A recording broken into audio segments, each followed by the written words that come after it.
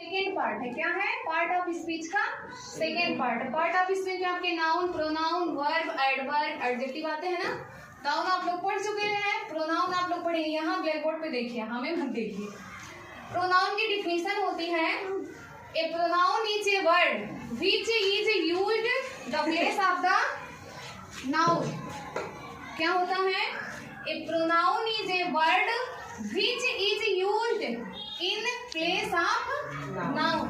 Noun हमारे जो होते थे, पिछले चैप्टर में आप पढ़े थे, किसी भी वस्तु, व्यक्ति का नाम, जितने भी नाम हैं सब क्या है?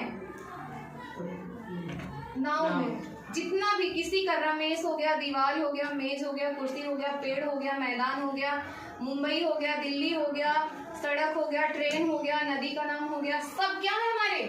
नाउन। जिसके भी नाम है, जिसका नाम है, वो सब नाम क्या है? हमारे नाउन है।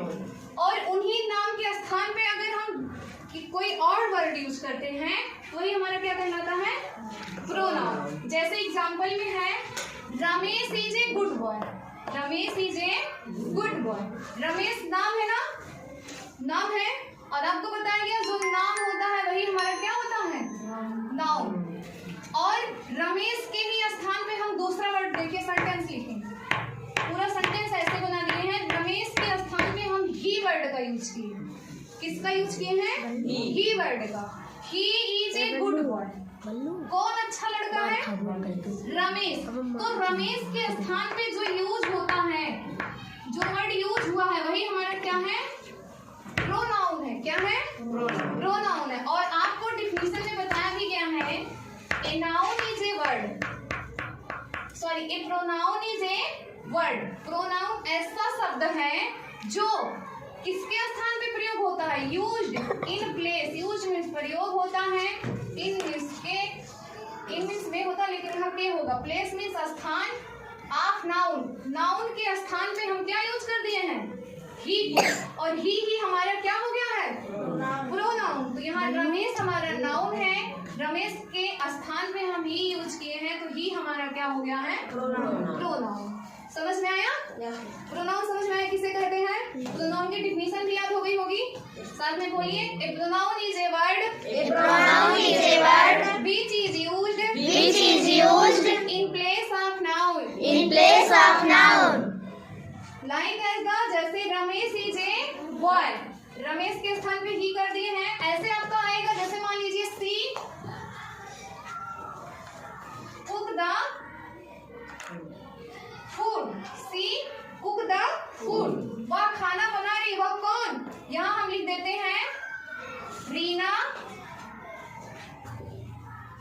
कुक्ड या कुक्स, पकाती है। ठीक है, कुक्स द फूड। रीना यहाँ क्या है हमारा? रीना क्या है? नाउन है या प्रोनाउन? नाउन है ना। और ही, सी क्या है? प्रोनाउन है। किसके स्थान पे सी यूज हुआ है? रीना के ना। समझ में आया? अब देखिए, अब ये हमारे जो प्रोनाउन है, ये होते कितने प्रकार के? Kinds of pronoun. Kinds of pronoun. Pronoun वैसे हमारे होते हैं 9। ठीक है, और भी पार्ट इसमें 2 हैं, लेकिन मेनली आप इतना जानिए। पहला हमारा है पर्सनल प्रोनाउन। पहला क्या है? Personal pronoun. पर्सनल प्रोनाउन का मतलब होता है व्यक्तिवाचक सर्वनाम। अब इसमें हमारे 3 प्रकार के व्यक्ति होते हैं। कितने प्रकार के? 3 प्रकार के। 3 प्रकार के व्यक्ति, first person, second person and third person. First person हमारी कौन है?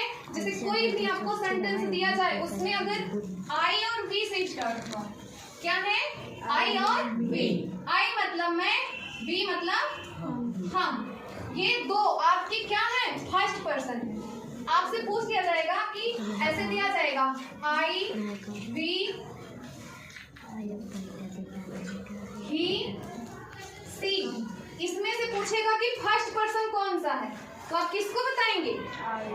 आई और वी हमारे क्या है? First person. ये दिमाग में बैठा लीजिए हमेशा।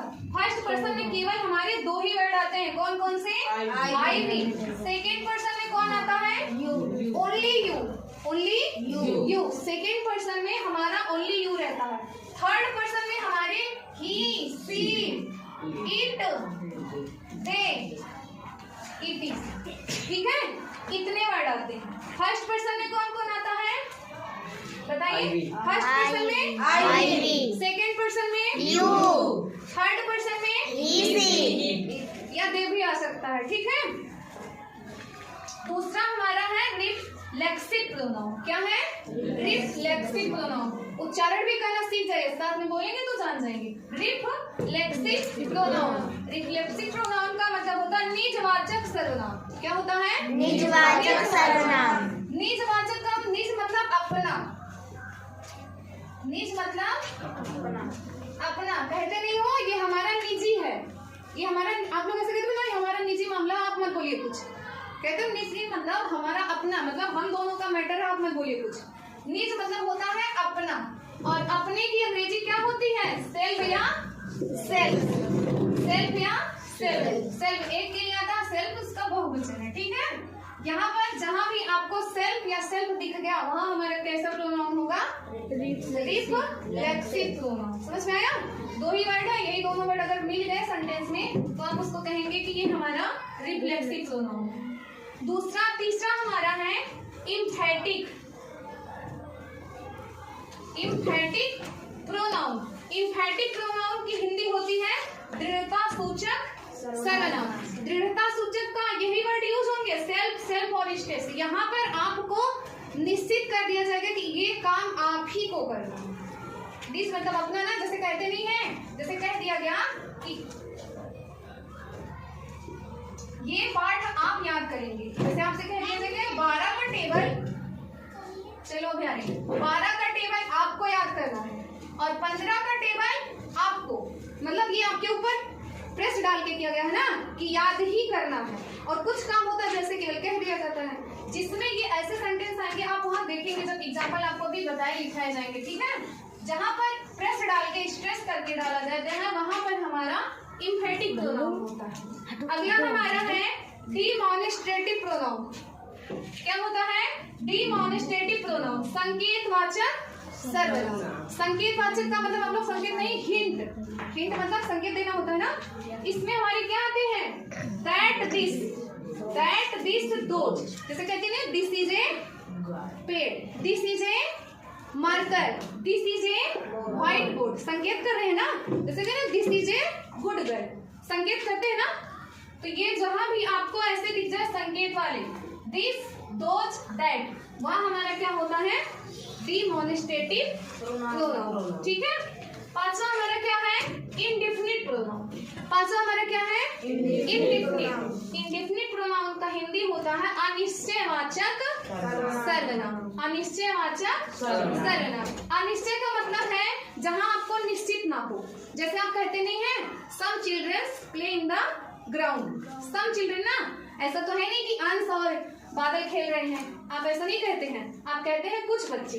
जिस भी सेंटेंस में आपको एनीवन, एनीथिंग, सम, नन, समवन, एनीवन मतलब कोई, एनीथिंग मतलब कोई वस्तु, सम मीन्स कुछ, नन मीन्स नहीं, समवन मतलब कोई एक। जहां भी ये सेंटेंस में आपको ये वर्ड आपको दिखाई दे जाएंगे वहां पर आपका कौन सा प्रोनाउन होगा? ठीक है। अनिश्चय मतलब निश्चित नहीं है कि कौन है, बहुत से लोग हो भी सकते हैं और नहीं भी हो सकते हैं।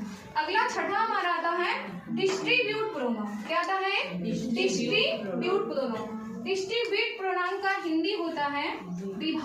जैसे मान लीजिए लड्डू है, मान लीजिए ये लड्डू है, आपसे कहा जाता है सभी बच्चों में बांट दीजिए, बांटना है ना, तो सभी बच्चों के लिए यहाँ क्या आ जाएगा? Each children. क्या आ जाएगा? Each children. ईच का प्रयोग हुआ है ना। कुछ बच्चों में नहीं भी है, कुछ बच्चे नहीं भी है, कुछ बच्चे हैं। नाइदर मतलब नहीं, आइदर मतलब हो भी सकते, नाइदर नॉर, आइदर आर। जब एग्जाम्पल लिखाए जाएंगे आपको ऐसे करके हिंदी में भी लिखाया जाएगा और इंग्लिश में भी, ठीक है। अगला हमारा है इंट्रोगेटिव प्रोनाउन। सातवां हमारा क्या है? Interrogative pronoun. Interrogative pronoun. Interrogative आप लोग इससे तो परिचित है। इंट्रोगेटिव आपके जो क्वेश्चन क्या होते हैं? प्रश्नवाचक सर्वनाम। और प्रश्नवाचक सर्वनाम मुझे लगता है ज्यादा बताने की जरूरत भी नहीं है। जहां पर आपके व्हाट, व्हाई, व्हेन या किसी जिस भी सेंटेंस के लास्ट में हमारा क्या लगा हो? क्वेश्चन मार्क का सिंबल लगा हो, हमारा कैसा प्रोनाउन होगा? Interrogative pronoun. 8वां हमारा है रिलेटिव प्रोनाउन। रिलेटिव प्रोनाउन का मतलब होता है संबंधवाचक सर्वनाम। और रिलेटिव से आप लोग परिचित हैं, कहते नहीं वो हमारे रिलेटिव है, रिश्तेदार है, मतलब उनसे आपका कुछ तो संबंध होगा ना, मामा, फूफा, बुआ, मासी, ठीक है। तो रिलेटिव का मतलब होता है संबंध।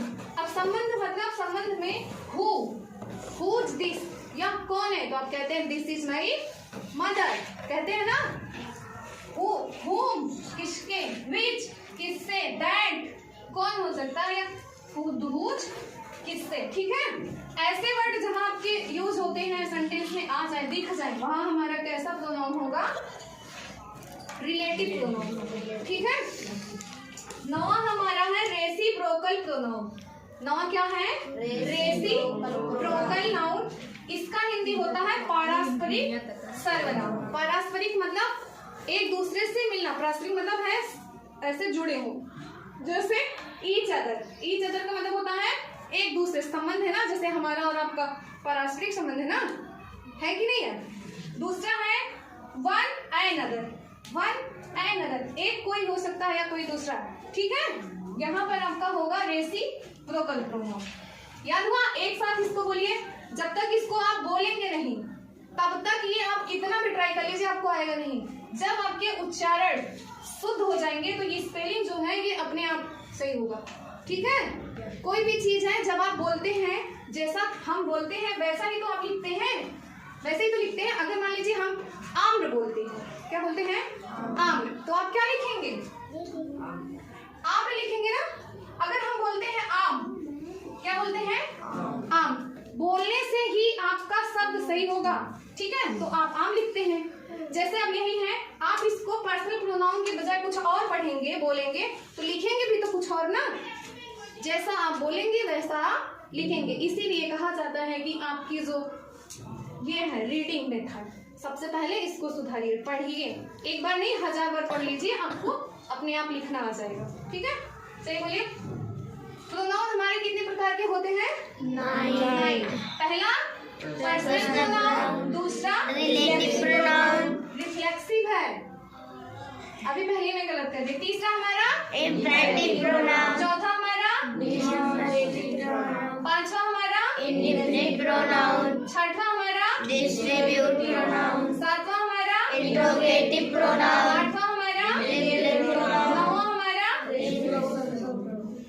Reciprocal pronoun. अब याद हो जाएगा ये, और ये वर्ड भी आपके लगभग, ये ध्यान देना किसमें है।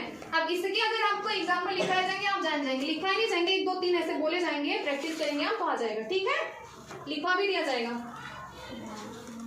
अब ये आपका खत्म हुआ है, कल से SW में यही है, आप पूरा लर्न करके आएंगे, ठीक है, पक्का लर्न करके आइएगा, तभी आगे वाला बताएंगे, नहीं बताएंगे नहीं। सबसे पहले डिफिनीशन इसका याद कर लीजिएगा, डिफिनीशन तो याद ही हो गया होगा, उसके बाद इसके पार्ट याद कर लीजिएगा, ठीक है, डायरी में लिख लीजिए, काफी में लिख लिए हैं।